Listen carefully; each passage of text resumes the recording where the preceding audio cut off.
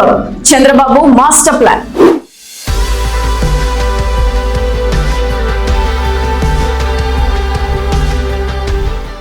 ఆంధ్రప్రదేశ్ రాష్ట్రంలో సాగునీటి కష్టాలకు చెక్ పెట్టేందుకు భూగర్భ జల మట్టాన్ని రికార్డు స్థాయిలో పెంచేందుకు ముఖ్యమంత్రి చంద్రబాబు నాయుడు భారీ కార్యాచరణకు శ్రీకారం చుట్టారు. రాష్ట్రంలోని చెరువులన్నీ నింపి భూగర్భ జల మట్టాన్ని కనీసం 1.5 మీటర్ల మేర పెంచడమే లక్ష్యంగా నీటి భద్రత సాగునీటి సంఘాల బాధ్యత కార్యక్రమాన్ని ప్రకటించారు. అనంతపురం జిల్లా తాడిపత్రి నియోజకవర్గం యాడికి నుంచి ఈ 100 రోజుల ప్రత్యేక ఉద్యమం ప్రారంభం కానుంది. గత ప్రభుత్వ నిర్లక్ష్యం వల్ల దెబ్బతిన్న జలవనరుల వ్యవస్థను గాడిలో పెట్టి ప్రతి ఎకరాకు నీరందించడమే ఈ ప్రాజెక్టు ముఖ్య ఉద్దేశం. అసలు ఈ 100 రోజుల ప్లాన్ ఏంటి? గ్రామ స్థాయిలో నీటి పొదుపు ఎలా జరగబోతుంది? Let's watch.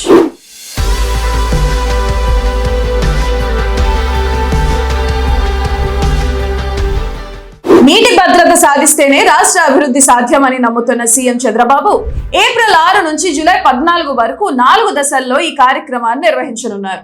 రాష్ట్ర వ్యాప్తంగా ఉన్న 60,000 మంది సాగునీటి సంఘాల సభ్యులను ఇందులో భాగస్వాములను చేస్తున్నారు. ముఖ్యంగా వేసవి కంటే ముందు భూగర్భ జలమట్టం 6 మీటర్లు, వర్షాకాలం పూర్తయ్యే నాటికి 3 మీటర్ల లోపే ఉండేలా శాస్త్రీయ చర్యలు చేపట్టాలని అధికారులను ఆదేశించారు. రాష్ట్రంలోని 5,697 గ్రామాల్లో భూగర్భ జలాల ఎద్దడి తీవ్రంగా ఉన్నట్లు గుర్తించిన ప్రభుత్వం అక్కడ ప్రత్యేక దృష్టి సారించనుంది.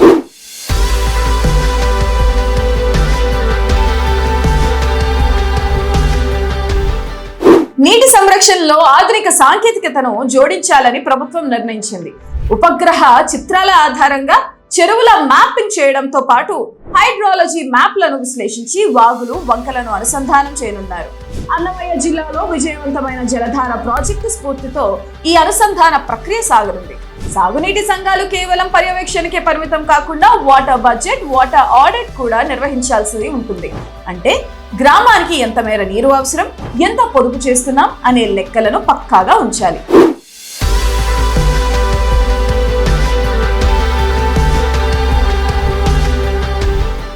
ప్రతి నీటి చుక్కను ఒడిసి పట్టడాన్ని ఒక ప్రజా ఉద్యమంగా మలచాలని సీఎం పిలుపునిచ్చారు.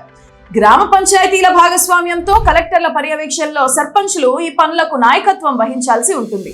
చెరువుల్లో ఊడికతీత పనులు, చెక్ డ్యాంల మరమ్మతులు మరియు అవసరమైన చోట కొత్త వాటి నిర్మాణం చేపట్టనున్నారు. భూగర్భ జలాలు అడుగంటిన ప్రాంతాల్లో ప్రత్యేక రీఛార్జ్ పద్ధతులను అమలు చేయాలని ప్రభుత్వం ఆదేశించింది. నీటి భద్రత ఉంటేనే రైతుకు భరోసా ఉంటుందని, వ్యవసాయం లాభసాటిగా మారుతుందని ప్రభుత్వం భావిస్తుంది.